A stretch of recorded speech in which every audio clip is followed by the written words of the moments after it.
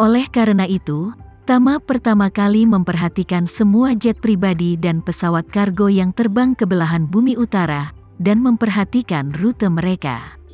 Setelah video ini menjadi populer, sebuah pesawat tertentu berbalik dan terbang kembali ke Argentina di atas lautan, maka pesawat ini pasti milik ketiga tetua. Saat ini, di tepi Antartika, Victoria juga memperhatikan setiap gerakan Jakarta. Sebuah pesawat kargo yang dikirim oleh kantor Gubernur Militer Indonesia pagi ini baru saja terbang di atas Jakarta 1 jam yang lalu. Tujuan pesawat itu adalah daerah dekat Jakarta. Saat melewati Jakarta, penerbangan diturunkan sesuai dengan persyaratan kontrol lalu lintas udara. Ketinggiannya juga cukup untuk menangkap topografi kota dengan jelas. Foto-foto yang diambil di pesawat dengan cepat dikirim kembali ke markas Black Mamba, dan Victoria segera menemukan area kosong melingkar dengan radius beberapa ratus meter di lembah dekat Cempaka Villa. Dia dapat segera menentukan bahwa Adi telah meledakkan formasi yang dia tinggalkan di istana Niwan miliknya. Adi telah musnah, dan peluang Ariana untuk bertahan hidup sangat tipis.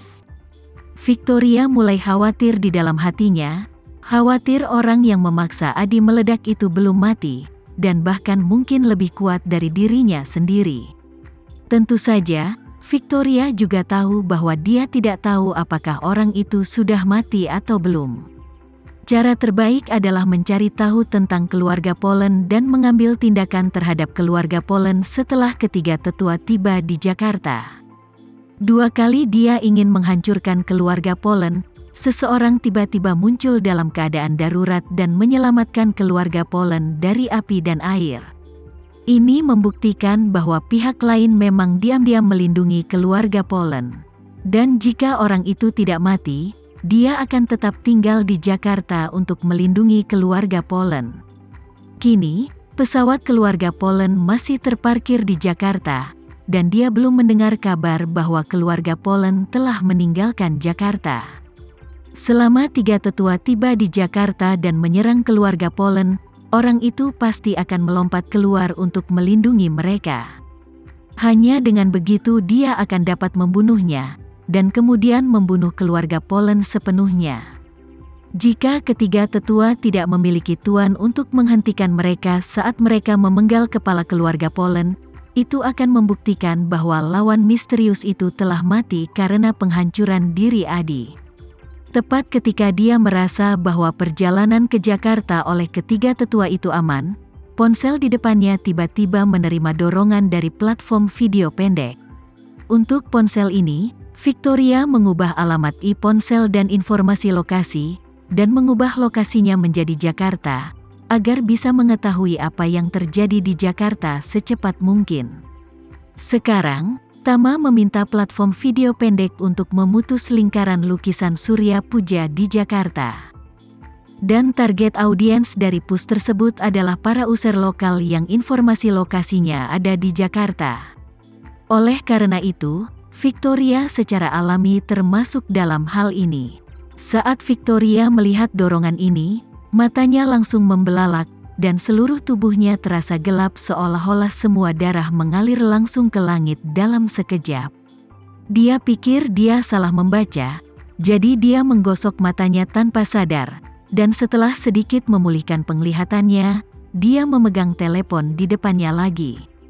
Dia melihat dengan saksama dengan rasa takut yang tersisa, dan melihat bahwa bagian depan tweet ini memiliki awalan lokal, dan judulnya berbunyi, "Melihat warisan lukisan tradisional Surya Puja selama ribuan tahun." Ketika Victoria mengkonfirmasi setiap kata dari judul tersebut, dia sudah terkejut. Segera setelah itu, kakinya lemas dan dia jatuh ke tanah. Dia tidak percaya bahwa setelah hidup selama 400 tahun, dia masih akan melihat kata Surya Puja lagi. Itu tuannya yang meninggal lebih dari 300 tahun yang lalu dan mengemudikan derek ke barat. Dia dengan cepat mengangkat telepon lagi dan mengklik notifikasi dengan tangan gemetar. Telepon segera beralih ke perangkat lunak video pendek, dan langsung membuka dan memutar video dari perkumpulan seni lukis dan kaligrafi. Dalam gambar tersebut, Surya Puja sedang berdiri di tepi tebing, dengan rambut panjang, janggut putih, dan jubah tau berkibar tertiup angin. Seluruh pribadinya luar biasa dan menakjubkan. Victoria tanpa sadar menutup mulutnya, matanya penuh ketakutan. Dia sangat bingung, dan bergumam pada dirinya sendiri, bagaimana potret guru bisa muncul di Jakarta. Tapi Tuan telah meninggal selama lebih dari 300 tahun, siapa yang melukis lukisan ini? Segera setelah itu, hatinya seolah dipukul keras oleh seseorang, dia diam-diam berpikir dalam ketakutan, jadi, setidaknya lukisan ini dilukis sebelum guru meninggal. Saat ini, suara narasi terdengar dari video, seperti yang dinilai oleh para ahli dari Asosiasi Lukisan dan Kaligrafi Jakarta. Potret Surya Puja ini, bahan kain sutra yang digunakan, dan cat yang digunakan untuk melukis semuanya sesuai dengan karakteristik lukisan di dinasti T. Tingkat lukisan realistik jauh lebih tinggi dari pelukis dinasti T lainnya, dan gaya lukisan dinasti T ini masih kosong di bidang kaligrafi dan lukisan domestik. Victoria bahkan lebih ketakutan ketika mendengar ini.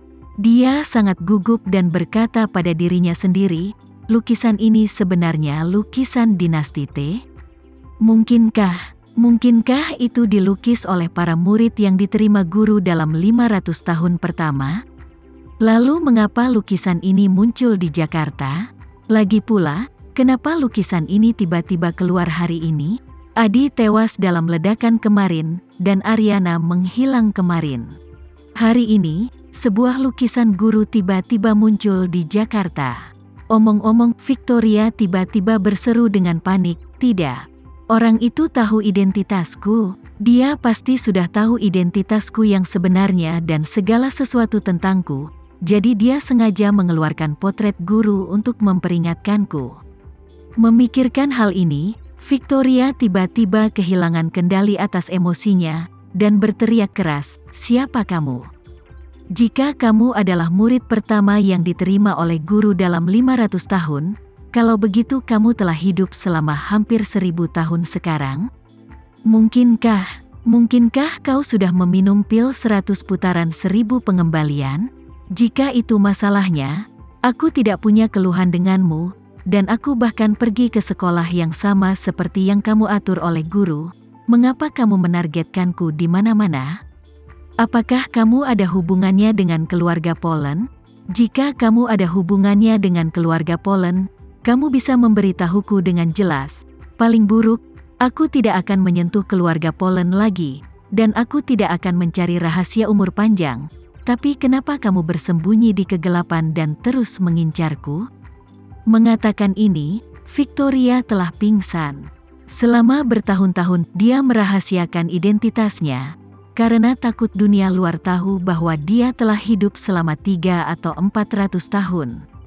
Namun, sekarang dia tiba-tiba melihat potret guru muncul di Jakarta. Dia merasa seolah-olah seseorang telah merobek daun aranya, membuat semua penyembunyiannya hilang tanpa jejak. Dia panik seperti ayam tanpa kepala, dan berteriak histeris juga. "Bagaimana kau tahu identitasku? Apakah kau tahu segalanya tentangku sejak lama? Atau apakah kamu belajar segalanya tentang aku dari Adi dan Ariana? Aku ingin tahu seberapa kuat kamu, sehingga kamu bisa menahan penghancuran diri Adi. Juga, apakah kau mengancamku dengan merilis potret guru sekarang?" Sudah lebih dari 300 tahun bagi Victoria, dan dia tidak pernah setakut sekarang ini.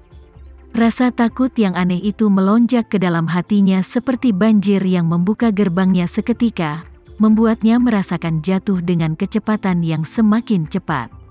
Meskipun dia hidup sampai 400 tahun, meskipun kekuatannya menjadi semakin kuat saat dia hidup, keberaniannya menjadi semakin kecil saat dia hidup. Selama bertahun-tahun, dia paling takut pada 2 hal. Salah satunya adalah dia akan menjadi tua dan mati, dan yang lainnya adalah identitasnya akan terungkap. Oleh karena itu, ada banyak anggota Black Mamba, namun tidak banyak orang yang benar-benar mengetahui identitas dirinya. Kecuali 4 Earl, sisanya, tanpa kecuali, semuanya dari keluarga Zack. Dan anggota keluarga Zack itu semuanya adalah keturunan suku Victoria. Orang-orang ini mengandalkan Victoria untuk hidup mewah, jadi kesetiaan mereka padanya juga sangat tinggi.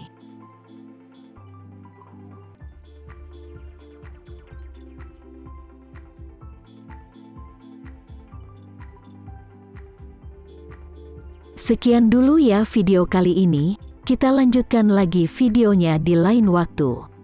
Oh iya, bagaimana menurut kalian? Semoga bisa sedikit menghibur kalian semua. Untuk teman-teman yang baru nonton, jangan lupa subscribe ya, hehehe. Dan kalau teman-teman ada yang ingin gabung langganan, bisa langsung gabung saja untuk dapat fitur yang menarik dan sedikit membantu Mimin. Terima kasih banyak sudah menonton, sampai jumpa lagi, bye.